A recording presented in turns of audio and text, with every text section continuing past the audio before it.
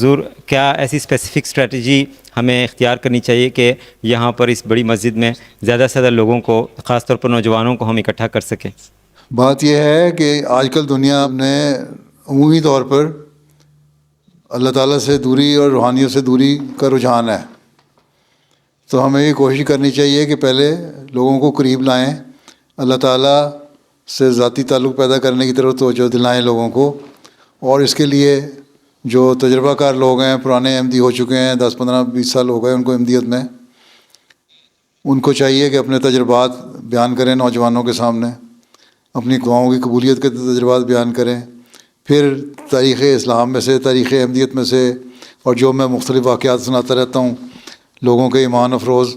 ان کو بیان کریں نوجوانوں کو، تاکہ ان میں ایمان میں پختگی پیدا ہو اور اللہ تعالیٰ پہ یقین کامل پیدا ہو۔ اور جب یہ ہوگا تو وہ پھر مسجد میں عبادت کے لیے بھی آئیں گے اور خود بھی اللہ تعالیٰ سے تعلق پیدا کرنے کی کوشش کریں گے۔ اس کے علاوہ بعض دنیاوی ایکٹیویٹیز ہیں، مثلا اگر کوئی ملٹی پرپز ہال یہاں ہے تو اس ہال میں تھوڑے بہت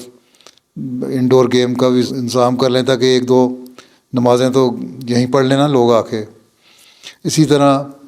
ان کے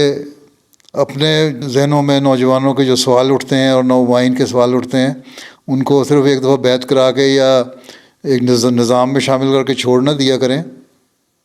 بلکہ نوجوانوں کو بھی، نومائن کو بھی، بچوں کو بھی ایسے پروگرام کریں جو انٹریکٹیو پروگرام ہوں، بجائے تقریر کرنے کے نا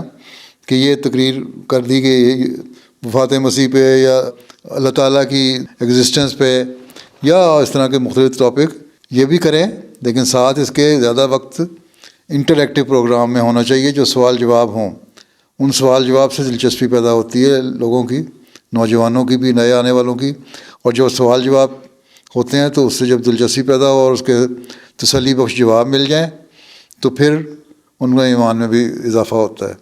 تو یہ ایک طریقہ بھی ہے نوجوانوں کو قریب لانے کا، نومائن کو قریب لانے کا۔ اور دوسرے یہ ہے کہ اپنی اخلاقی حالتوں کو اتنا بہتر کر لیں کہ آپ کا نمونہ جو ہے پرانے احمدی ہوئے جن کو 8 10 سال گزر گئے، ان کا نمونہ دیکھ کے لوگ خود بخود متاثر ہونا شروع ہو جائیں اور قریب آنے کی کوشش کریں۔ جب آپ کے قریب آئیں گے تو کہتے ہیں نا محاورہ ہے اردو میں، خربوزے کو خربوزہ دے کے رنگ پکڑتا ہے، تو ایک دوسرے سے اس میں استفادہ کریں گے۔ اسی طرح مومن کی نشانی بھی یہی ہے کہ ایک دوسرے سے جب قربت حاصل ہوتی ہے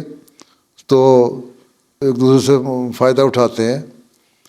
اس لیے اللہ تعالیٰ نے فرمایا کہ مومنوں کی مجلس میں بیٹھنے والے وہ لوگ ہیں جن سے لوگ فائدہ ہی اٹھاتے ہیں اور نقصان نہیں اٹھاتے۔ تو اس بات کی طرف توجہ کریں زیادہ، ٹھیک ہے؟ جزاک اللہ۔